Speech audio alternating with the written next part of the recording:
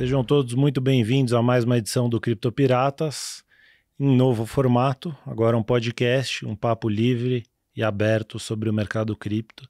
E hoje a gente tem um convidado muito especial, direto de Los Angeles, professor de UCLA e professor de um curso aqui do TC de tokenização de ativos. Para quem não sabe, o TC liberou gratuitamente uma série de cursos aí, e vale a pena dar uma conferida. A gente está com o Alex Nascimento. O Alex é muito envolvido, principalmente na parte de tokenização de ativos na indústria cripto. E é um prazer ter você aqui, Alex. Vamos bater esse papo aí, entender o que está acontecendo aí nesse mercado tão importante e revolucionário. Eu que agradeço, Paulo. É sempre um prazer estar aqui com você e com o pessoal do TC. Parabéns aí pela frente que vocês têm alavancado, né? Trazendo conteúdo de última linha, super relevante, sempre, né, updated aqui do mercado.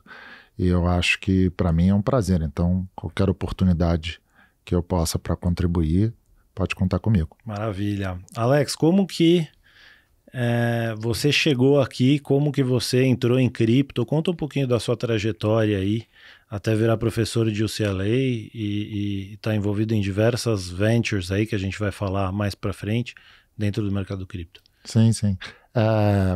Então, assim, não para se estender sobre mim, né, porque eu acho que o conteúdo aqui é sobre o mercado cripto, mas eu sou natural do Rio de Janeiro e aí eu fui fazer o MBA na UCLA, né, para quem mais conhecida na América Latina como UCLA, que é a Universidade da Califórnia, Los Angeles. E aí, após me formar, comecei a dar aula na universidade.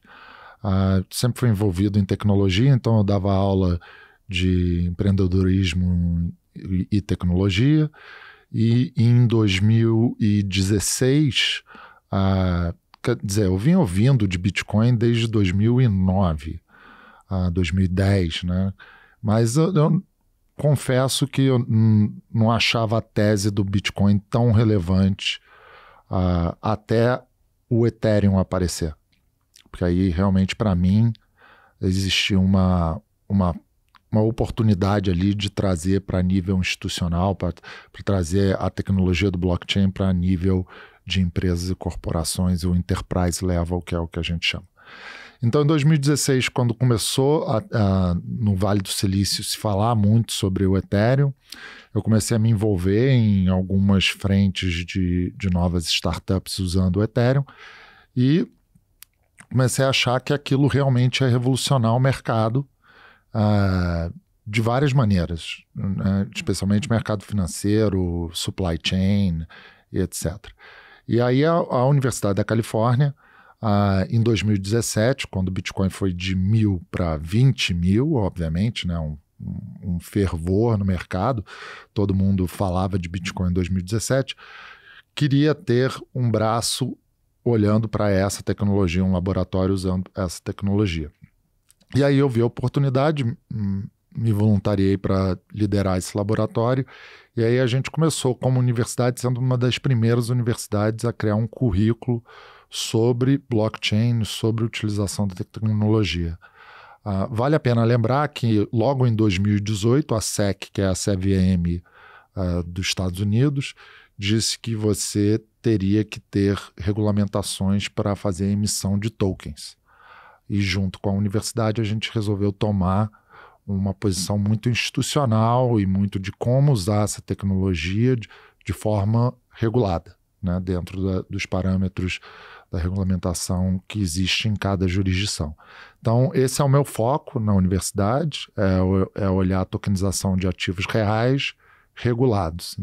Então, a gente olha a tecnologia de blockchain e como utilizar ela dentro da forma regulada. E, obviamente, regulação no Brasil é diferente de regulação nos Estados Unidos, que é diferente da regulação na Europa, é diferente da regulação na Ásia, mas esse é o meu foco lá e dou uma aula que, fazer um jabá aqui, é aberta ao público online. A gente tem um certificado da UCLA, então se você procurar UCLA Blockchain, você vai encontrar e é aberto para todo mundo no mundo, você não precisa ser aluno. Muito bom. E você escreveu um livro que foi um best-seller, né, do mercado sobre justamente isso, né, The Securities Tokens Revolution. A tradução seria talvez a tokenização de ativos imobiliários, a revolução da tokenização dos ativos imobiliários, né? O que é essa tal de tokenização e como que uma empresa ou algum grupo que esteja pensando em tokenizar algum investimento, quais são os passos para fazer isso? Como que funciona? Como que é esse mercado? Em que momento que a gente está desse mercado?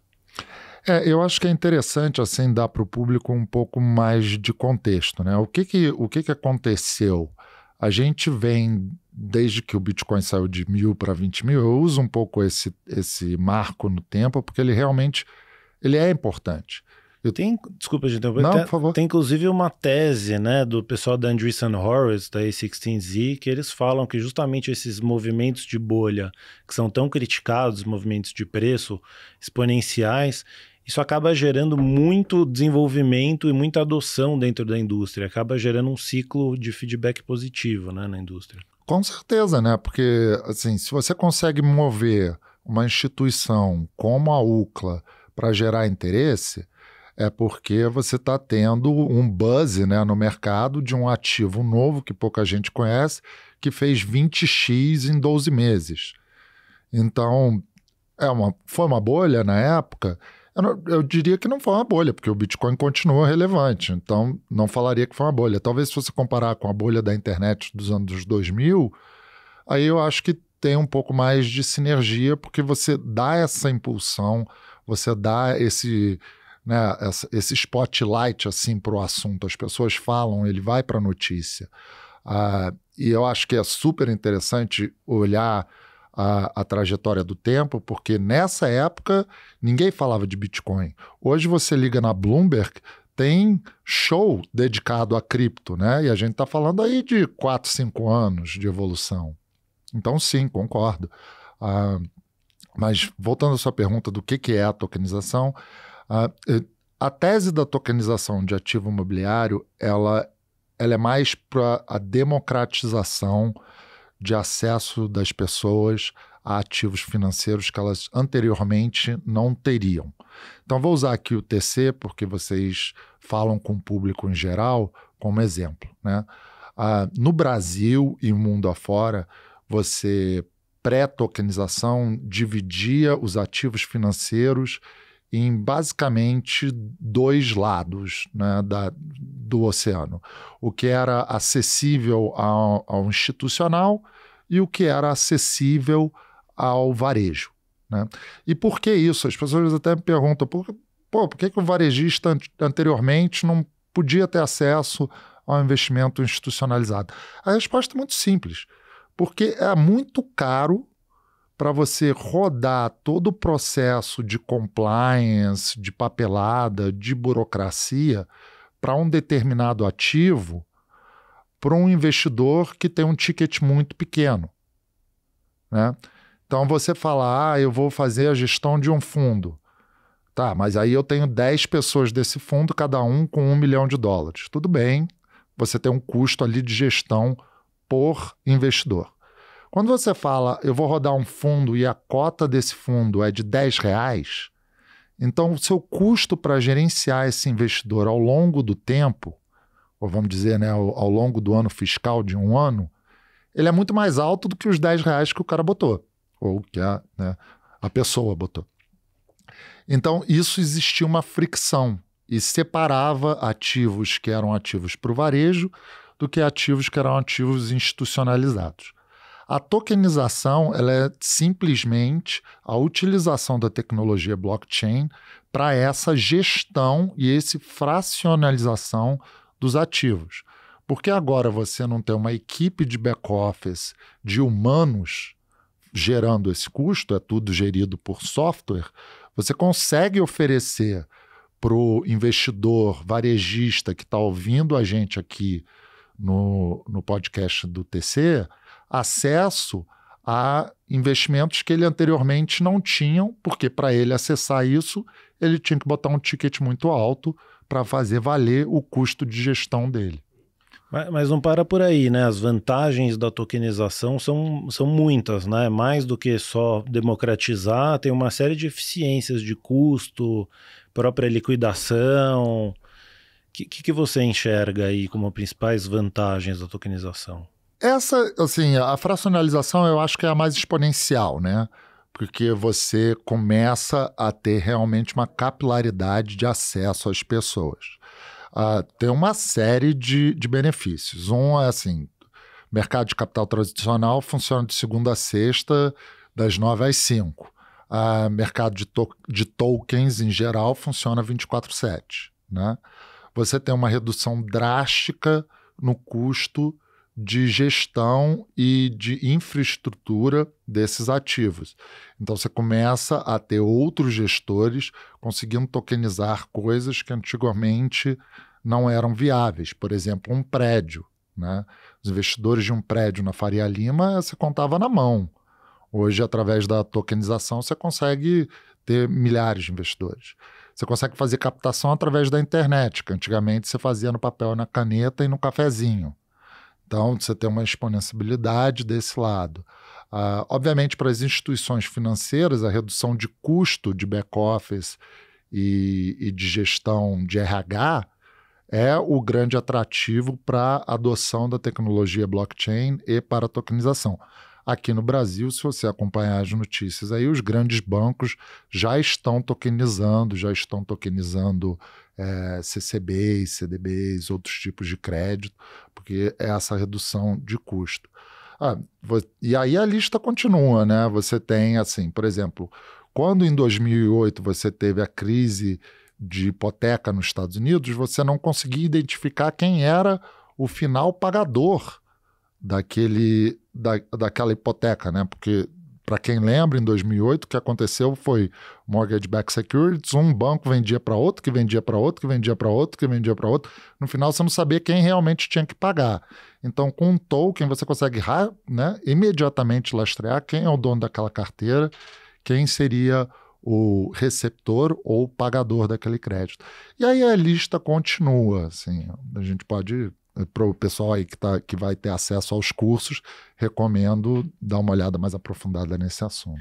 Legal. Não, então tá claro uma série de vantagens da tokenização. Por que ainda não teve adoção em massa, né? A gente está vendo os primeiros testes aí dos bancões, o próprio Itaú via Quineia, tem o próprio MB, que tem também uma área de tokenização de renda fixa, uma série de iniciativas interessantes nesse mercado, mas ainda não é a maioria, né? A maioria dos ativos imobiliários são emitidos de forma convencional, né? E é claro que não é uma mudança simples do dia para a noite, né? Tem todo um processo de adoção, mas em que momento desse estágio a gente está? E o que já dá para fazer hoje? Como que você enxerga essa evolução? Olha, eu acho que assim, o Brasil, e eu falo com muito orgulho isso lá fora, como brasileiro, é um dos países que está mais avançado nesse aspecto. Muito por causa da adoção dos grandes bancos aqui brasileiros, né? Para quem quer se entender mais, eu acho que vale só acompanhar as notícias online, mas BTG, Nubank, Itaú, XP, e a lista continua cada vez mais, das instituições financeiras adotando ativos digitais. Quando eu digo ativos digitais, você inclui criptomoedas, tokens e por aí vai, né?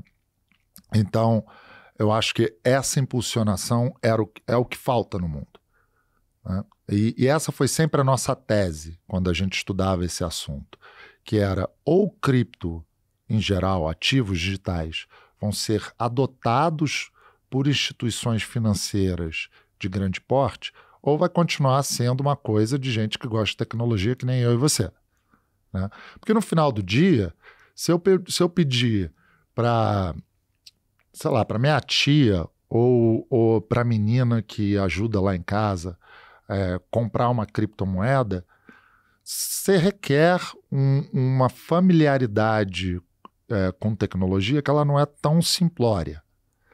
E a maioria das pessoas, mundo afora, há centenas de anos, confia nas instituições financeiras que ela põe o salário dela.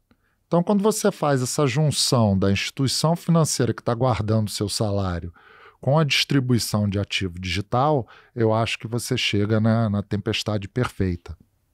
Tem uma questão de experiência de usuário que é bem importante, né, em cripto, e que essas grandes instituições estão ajudando bastante a tornar um processo mais fácil, né?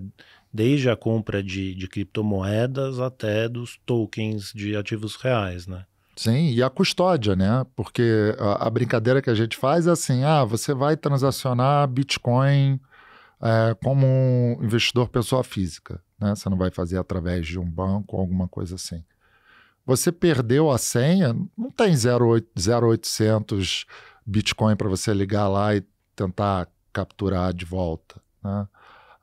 E isso gera um pânico, não vou nem usar a palavra pânico, porque eu acho que ela é forte, mas então volta a fita atrás. Isso gera um desconforto muito grande com muita gente.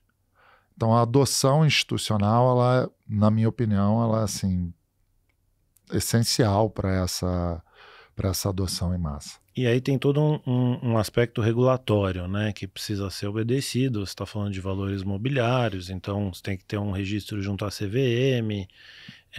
E aí, em cada jurisdição, como você bem falou, Suíça tem Estados Unidos tem outro, Brasil tem outro, um conjunto de regulações aí voltadas para a tokenização de ativos. E aí o Brasil está na frente de muitos dos países aí com diversas iniciativas, seja a sandbox da CVM, né, seja você vê nas palestras do Banco Central, o próprio Roberto Campos Neto, uma atenção para isso, tem o Real Digital saindo. Sob esse aspecto regulatório, como que está aqui no Brasil, né, na sua opinião? Uma empresa já consegue fazer uma tokenização de algum tipo de investimento? Como que é esse processo regulatório? Explica um pouquinho para o leigo que está interessado. Lógico. Esse processo regulatório ele é evolutivo aqui no Brasil, né? Queria até parabenizar o pessoal da CVM, do Banco Central, porque realmente eles são muito à frente dos outros pares deles mundo afora, como reguladores e bancos centrais. No Brasil, hoje, você consegue tokenizar algumas formas de ativos financeiros. Você tem o que aqui no Brasil, e aí congratular o pessoal lá do MB e a equipe jurídica, Juliana Falkman, etc., que se estiver nos ouvindo, um grande abraço para vocês, que criou o que no Brasil se chamava Non-Security Token. Então, é a tokenização de coisas que não são consideradas ativos mobiliários. Token de utilidade. Ele foge até um pouquinho do conceito de token de utilidade, porque eu gosto de dizer que o token de utilidade, na verdade, ele deveria te dar acesso a alguma coisa, né? Que nem a sua carteirinha do seu clube de futebol. Você tem acesso a poder comprar ali a cadeira na frente de outras pessoas por um preço mais descontado e etc. Ele te dá esse acesso.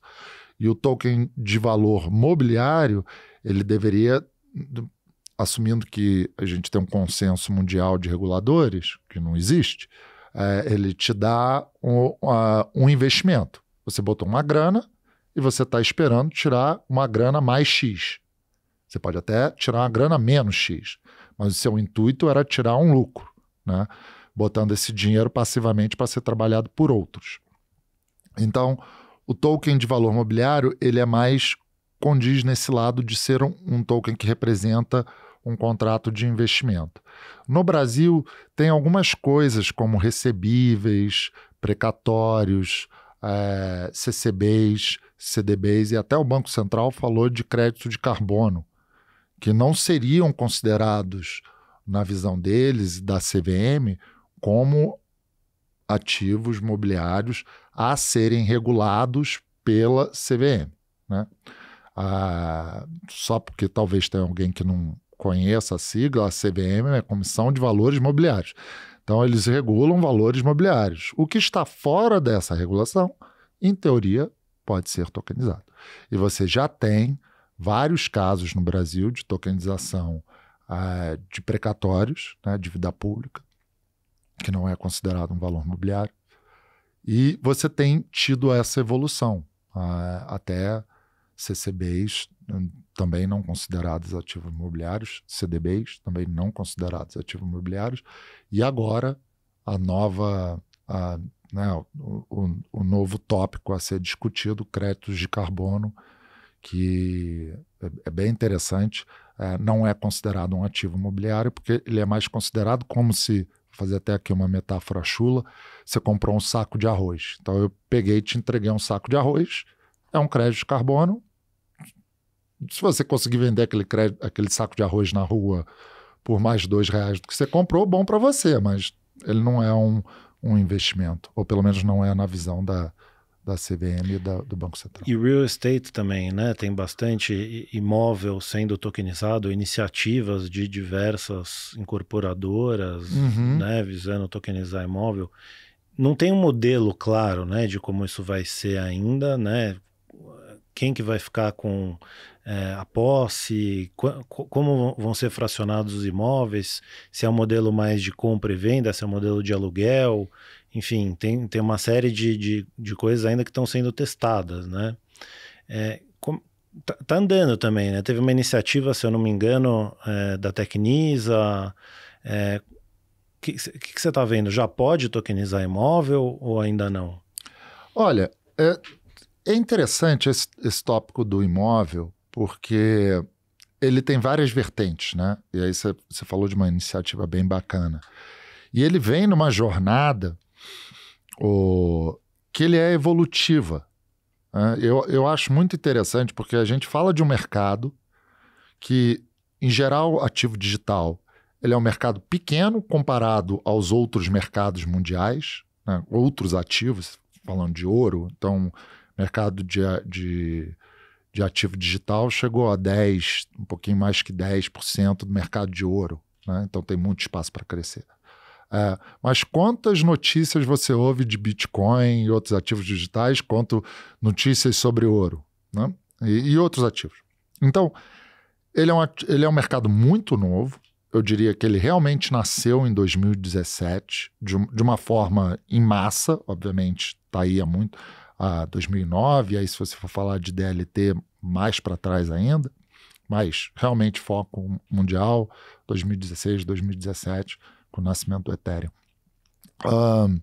Então, a evolução, ela é rápida, exponencial, mas a gente perde a visão de que ela é, até hoje, muito curto prazo. A gente está falando de 2017, 18, 19, 20, aí o mundo parou, né?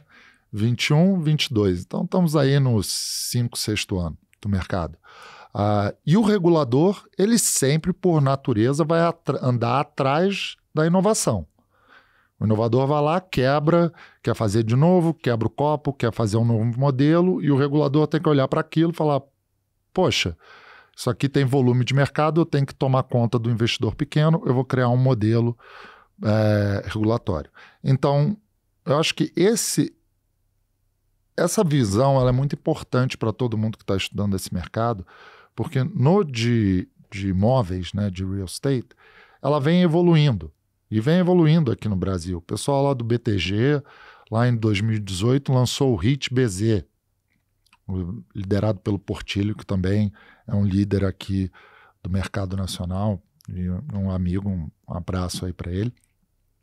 E hoje a gente, recentemente, teve a Ribus, né, que é um token utilitário aprovado pela CVM, para ser utilizado como marketplace e token utilitário para você ter acesso a diferentes serviços e produtos, inclusive a compra de imóveis com ativo digital. A gente vai trazer eles aqui, inclusive, no Criptopiratas. O pessoal lá é do concreto, eles têm uma boa trajetória, Até um disclaimer, eu participo lá do grupo de conselheiros deles. É um projeto bem legal e é uma evolução, né? Então a CVM dar um token de utilidade, ou seja, você pode ter acesso a alguma coisa para o mercado de imóveis, onde você pode comprar um imóvel com esse token, eu acho muito legal. Então ele é evolutivo e toda vez que eu abro o jornal tem uma nova evolução. Eu acho que rapidamente a gente vai poder comprar aí um pedaço do seu andar aqui na Faria Lima. Muito bom. E agora, dando um passo à frente, você está com uma iniciativa muito bacana de fazer um banco de investimento cripto, né? Como que é isso? Como que é um banco de investimento cripto? O que é a Seven Visions, né? Que é o projeto que você está à frente. E aí, fazendo um disclaimer, o TC, via a DXA, que é a investida de Private Equity do TC, investiu na Seven Visions. Conta pra gente qual que é a ideia da Seven Visions. Vocês vão fazer originação, tokenização, distribuição? É como se fosse, de fato, um banco de investimento para o universo cripto? É exatamente isso. Acho que, assim, sumário, obrigado aí pelo apoio e a força de vocês sempre. É exatamente isso. A gente vê, conforme a gente começou no começo da conversa, a tokenização como um meio de democratização de ativos que anteriormente eram restritos para players institucionais, aqui da Faria Lima e de outros polos institucionais no Brasil, e conseguir distribuir esses produtos para o varejo, né? Então, a gente foca em uma tese de 3 ativos, dívida ou crédito estruturado, que é nativo do Brasil, né? O Brasil, historicamente, é um país que tem muita arbitragem de juros, e essa arbitragem de juros durante décadas era uma coisa que o varejista não tinha acesso, então ele tinha acesso só à poupança, né? Ou algum outro produtinho muito básico ali. Uma das principais matérias-primas do Brasil é juros. Juros, né? Exatamente. Então, não, assim, por favor. Tem no mundo um juro tão atrativo quanto o brasileiro, né? Se eu não me engano, olha, eu olhei esse dado tem algumas semanas, talvez, né, tenha mudado, mas há algumas semanas atrás, e acredito que ainda, o Brasil é a taxa de juros mais alta do mundo, né? E se as empresas institucionais e os investidores institucionais podem ter acesso e se beneficiar disso de forma econômica, por que não um varejista? Por que não alguém que ouve o nosso podcast aqui, né? que é um player? Então essa é uma das teses que a gente origina, tokeniza e distribui através dos parceiros de distribuição. Crypto exchanges, bancos e etc. Né? Agentes autônomos, etc. A outra é ativos agrários, que também é um grande produto brasileiro. O Brasil é um grande produtor de soja, é um grande produtor de agronegócio e que também vai nessa mesma linha. Eu recomendo aí o pessoal tentar olhar na B3 quanto custa para você comprar uma exposição à soja. Não é barato, né? Não é com R$10, R$20, R$100 que você consegue comprar a exposição à soja.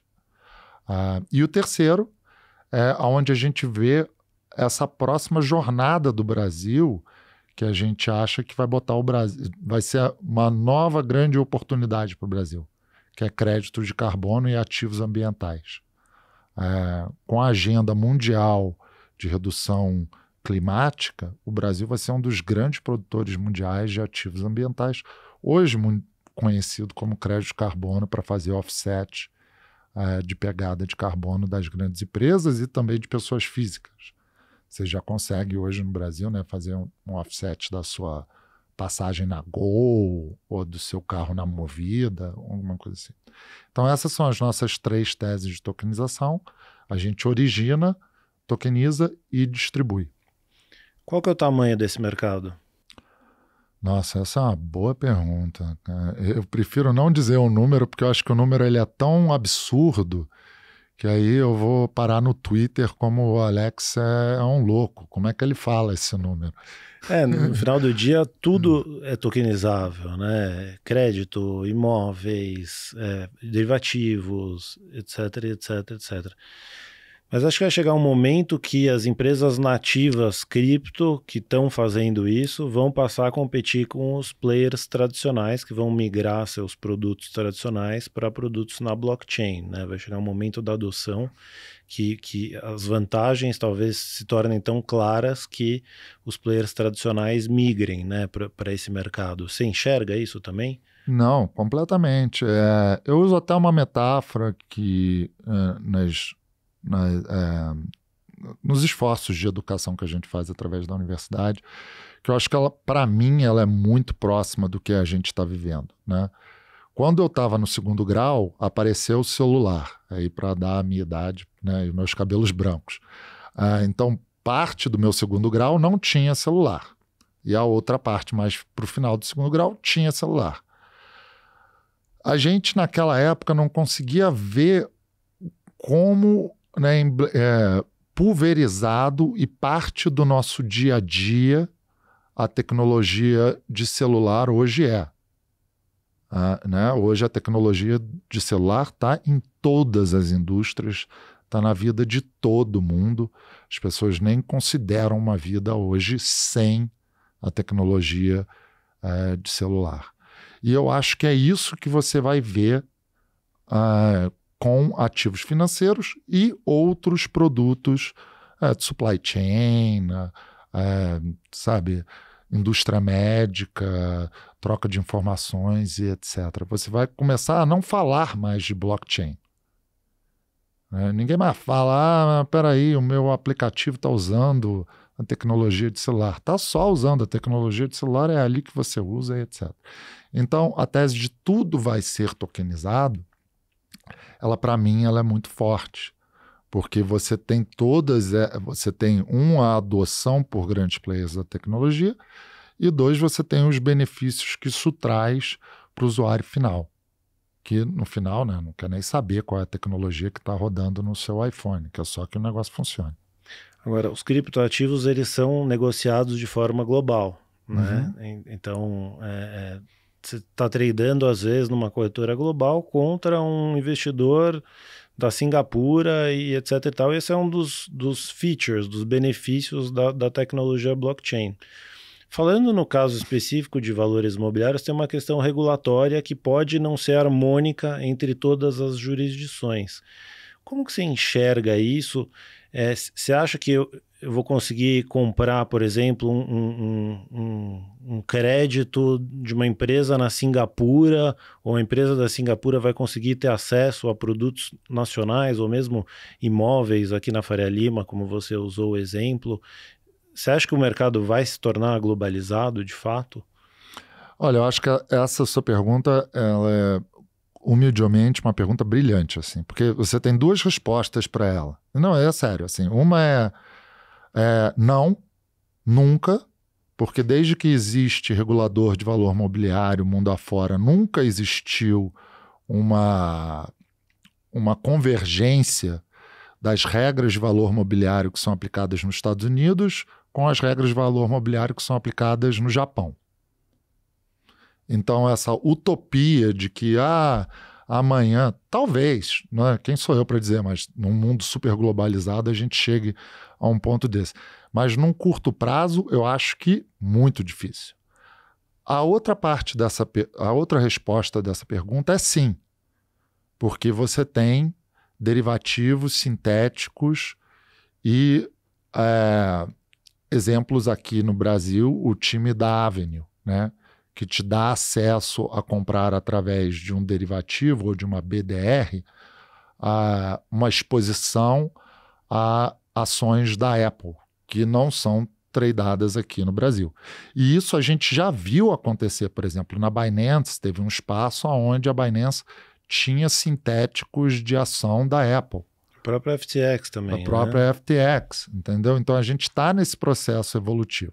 Então, se você pegar a sua pergunta e partir ela em duas partes, que é regulatório, a gente vai ter uma regra mundial de ativos imobiliários? torceria o nariz para dizer que sim. Comercialmente, sim, já está acontecendo. Legal, muito bom. Você tocou no assunto agora das corretoras globais, né? E você está muito inserido no mercado americano também, né? Eu sei que a gente está batendo na tecla de regulação bastante aqui no nosso cast, mas nesse momento de mercado é um dos fatores chaves aí no mercado cripto, principalmente depois do que aconteceu com a FTX, todos os esforços que vão sendo feitos pela SEC, algumas pessoas dizendo até que o próprio Fed está tentando bloquear o acesso a bancos das empresas cripto nos Estados Unidos.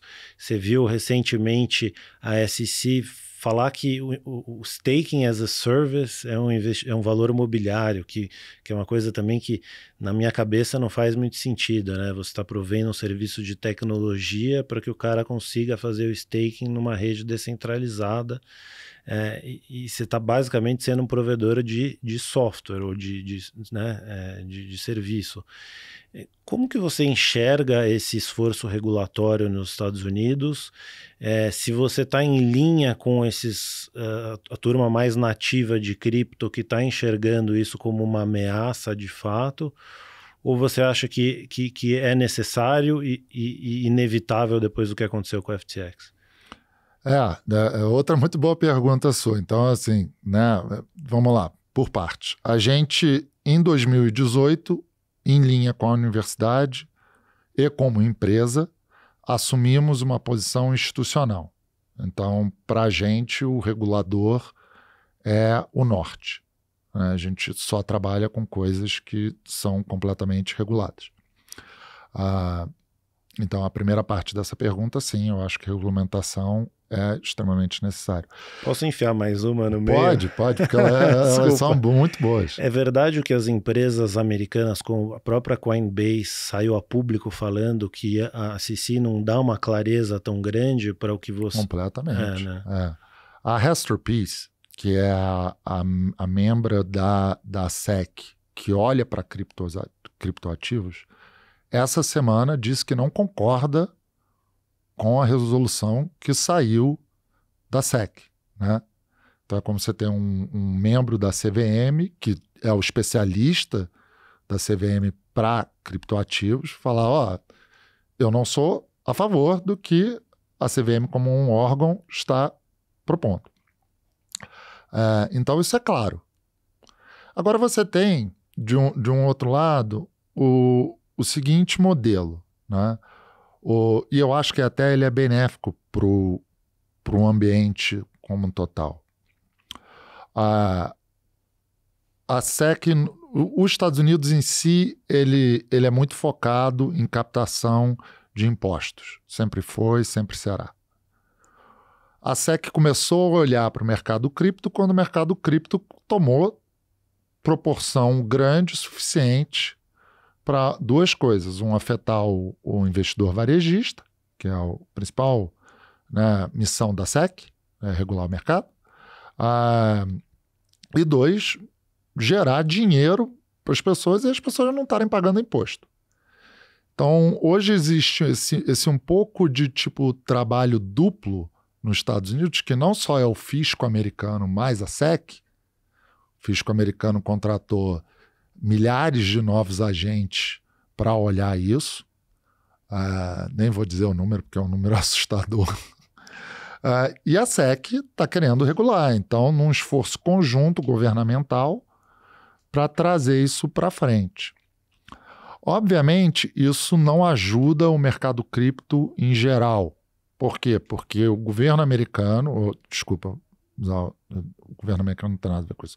O mercado americano representa 40% do mercado mundial de ativos tradeados regulados. Então, qualquer banco aqui na Faria Lima, qualquer banco em Tóquio, qualquer banco na Alemanha vai falar, 40% de todos os ativos são regulados pelo governo americano. Espera aí, deixa eu olhar o que esses caras estão falando antes de eu começar a fazer coisas muito inovadoras, né? E isso não ajuda o crescimento do mercado como a gente. Então, mas eu acho que essas são as dores da evolução de um mercado. E quanto mais... E eu descarto a possibilidade de um mercado cripto nunca ter essa evolução de coisas que ainda não estão regulamentadas. Por exemplo, DeFi, né? E se você olhar historicamente, o mercado cripto ele anda numa velocidade nunca vista antes. Então, achar que a SEC vai travar o mercado cripto mundial de uma hora para outra, eu acho, assim, impossível. E tem uma dificuldade também de você conseguir controlar as redes descentralizadas, né? Então, os Estados Unidos não conseguiu, o mundo não conseguiu parar o próprio a internet. LimeWire, lá, a internet, esses aplicativos de sharing de arquivos, de músicas e tal. Você acha que a própria SEC, mesmo com tanta equipe, com certeza é uma das agências reguladoras mais fortes do mundo, não consegue atacar todos os cases que eles querem atacar, né? Eles pegam um ou outro emblemático, fazem a jurisdição ali e a usam como bandeira, jurisprudência, né? Perdão, e usam isso como bandeira para o resto do mercado seguir aquelas diretrizes. Você acha que a gente vai ter uma bifurcação do mercado não regulado, cripto, nativo e o mercado regulado? Ou seja, a gente vai ter um DeFi que você vai ter que fazer todos os procedimentos de know your client, tudo mais, super regulado, super compliant, e de outro lado um mercado não diria debaixo dos panos, mas um mercado não regulado de cripto nativo mesmo. Eu acho que sim, eu acho que como tudo, como tecnologia. Você é um amante de tecnologia tanto quanto eu, né? Acho que você gosta até mais de música do que eu, mas vamos usar aqui um parâmetro da adoção do MP3. A gente tem mais ou menos a mesma idade, teve o CD, aí passou para o MP3, aí o MP3 virou completamente pirata, né? A gente está aqui no Criptos Piratas, então tinha o Pirate Bay, Netscape, eles correram atrás do cara da Netscape, o negócio era gigante, aí quebrou SoulSeek e Torrent, e a lista continua. 20 anos depois, tá todo mundo no Spotify, que é completamente regulado, tem suas mazelas, né, como os autores de música reclamam e etc, acho que sim, mas hoje o mercado, e ainda continua, se você quiser baixar uma música pirata na internet, você acha, mas hoje as pessoas adotaram o mercado regulado de música digital, e eu acho que essa é uma evolução natural ou semelhante do mercado de criptoativos. Legal. Acho que a gente falou bastante sobre tokenização, sobre ativos reais. Eu queria falar um pouco também sobre criptoativos mesmo, né? Os projetos, os tokens, as redes. Até para tokenização, o que você está achando mais interessante em termos de protocolos, plataformas e projetos de infraestrutura no mercado cripto? Se puder falar de uma ou duas assim. Não, sim, claro. Olha, eu acho que talvez seja um pouco enviesada a minha resposta pelo seguinte motivo, né? Porque, obviamente, eu leio mais. Vamos dar 2 passos para trás. O mercado cripto ele cresce de uma maneira tão exponencial que você não consegue ler tão rápido quanto ele cresce. Então, se você está ouvindo a gente, você fala, pô, mas é muita informação para consumir. Assim, bem-vindo ao time. Você não vai conseguir consumir toda a informação. Então, assim, olha para um lado que te interesse mais, seja NFTs, sejam plataformas, sejam Layer 2, seja o quê, e tenta, assim, seguir mais aquele ângulo, porque eu acho que você vai trazer mais valor para você como investidor, e uma coisa que talvez você seja mais interessado do que tentar beber o oceano, né? História da minha vida. Exatamente. Da minha também. Então, assim, eu acho que talvez a minha resposta seja um pouco mais enviesada, mas eu acho que, por exemplo, a Avalanche é um protocolo muito legal, que eles estão fazendo subnets para atacar essa ponte entre institucional e cripto, né, para fazer DeFis para institucionais. Você tem outros protocolos, tipo a Celo, o blockchain da Celo, que tem o Celo Real aqui no Brasil. liderado pela Camila Rioja, que eu não sei se já veio aqui no show, mas realmente poderia ser um super convidado. Eu acho que você tem a Tezos, está aí para não deixar mentir, a própria Binance Chain tem esforços nessa área, mas eu acho que tem muito protocolo criando soluções para fazer essa ponte entre um institucional e o criptonativo, ou né, vamos falar, bases de dados descentralizadas e comunidades descentralizadas. Eu tenho ouvido bastante da Avalanche também, várias iniciativas aí de tokenização lá dentro e meio que voltado para institucional mesmo, né? Avalanche e eu acho que Polygon, eu tenho ouvido bastante também inovação nesse aspecto, né? Na verdade, eles têm o business development lá que é imbatível, né, no mercado cripto. Eles têm parceria com tudo e querem lançar todos os tipos de produtos. Eu até tenho dúvida o quanto eles vão conseguir entregar. Mas uma coisa que eu gostei muito que eles fizeram foi a tokenização de um hedge fund, né? De um grande fundo, eu esqueci o nome do fundo, mas é um fundo de alguns bilhões de dólares. E você consegue, mesmo case que você estava contando aí da tokenização, um investidor de varejo consegue comprar uma cota do fundo que está tokenizada ali na blockchain, que eu achei muito legal e eu acho que também é uma evolução bem provável aí do mercado cripto, né? Não, com certeza. A Polygon na minha opinião, o melhor Layer 2 que tem por aí, né? Em matéria, seguindo o seu raciocínio, né? De realmente assim cobrir o mercado inteiro. Estão em NFTs, estão em tokenização. Realmente é uma dúvida se eles vão conseguir entregar tudo. Mas se conseguir entregar uma parte, já é uma grande evolução.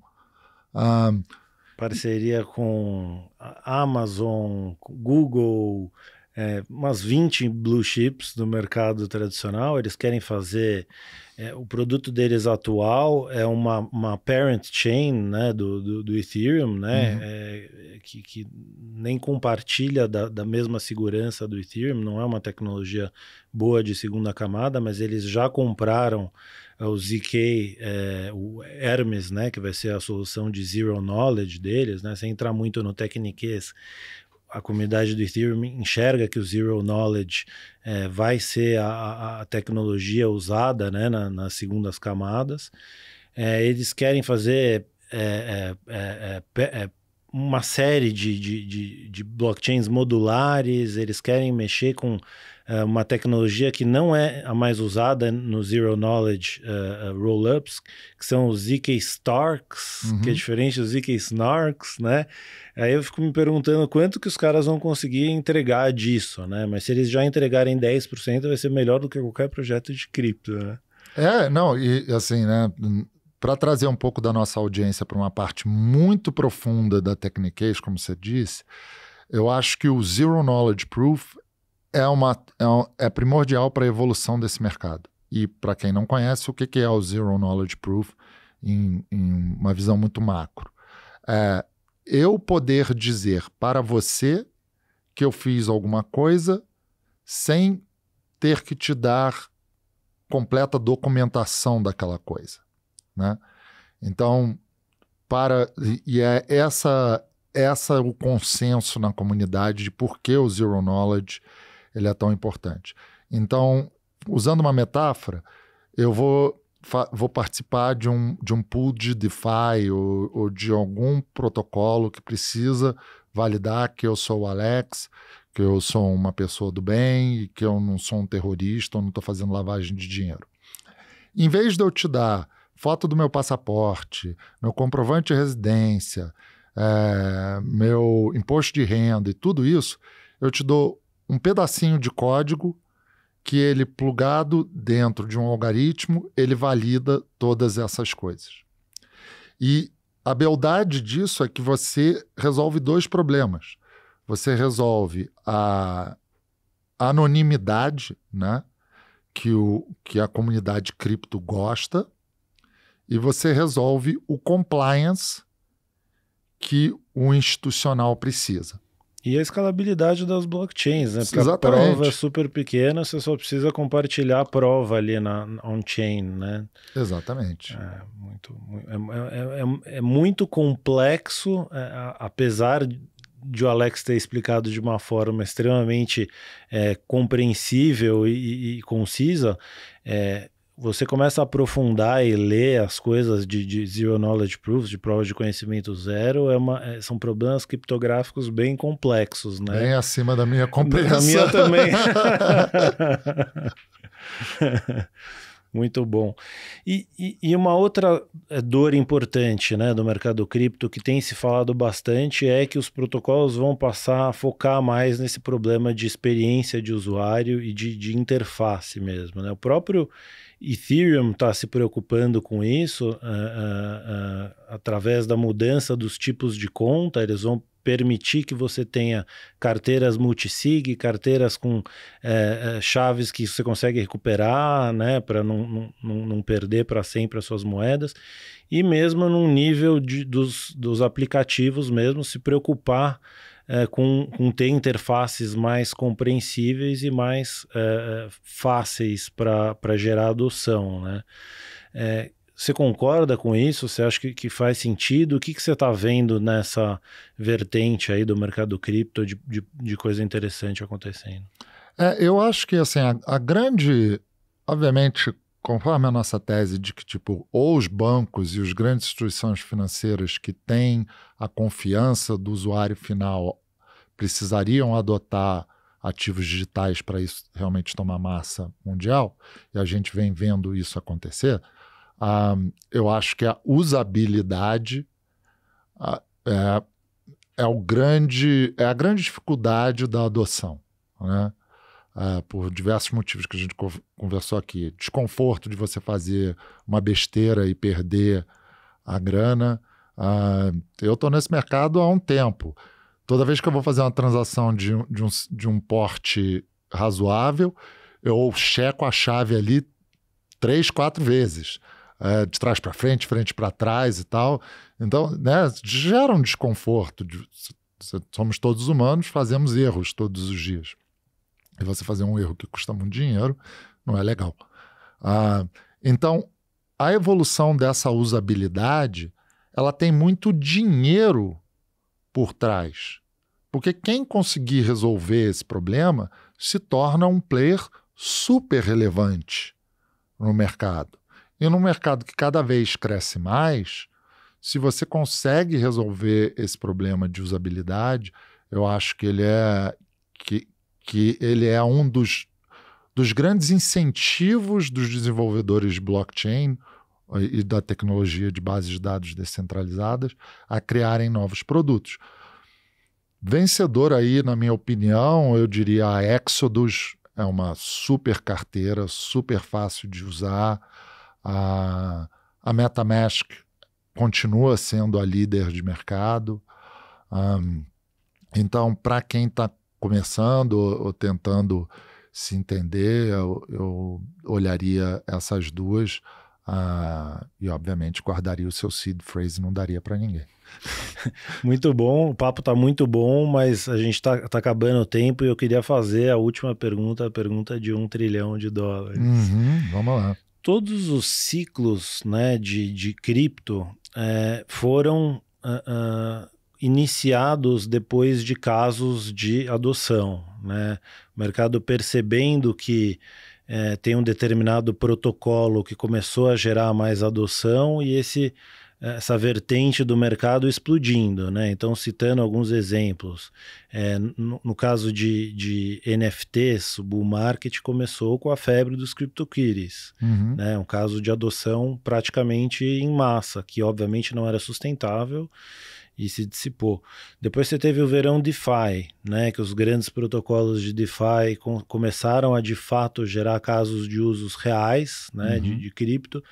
Você teve uma valorização exponencial desse setor do mercado e você teve todo um bull market do mercado cripto que nasceu, é discutível se foi por causa dos protocolos DeFi, mas nasceu junto com esse verão DeFi.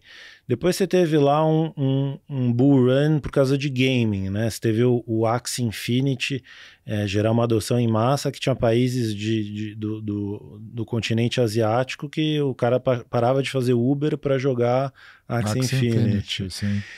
Qual que você enxerga? A gente está num bear market, né? Agora as pessoas estão construindo e resolvendo as dores que não foram resolvidas no bull market e os gargalos, né? Muitos dos quais fizeram com que a gente tivesse um bear market agora. Esses ciclos são de fato assim.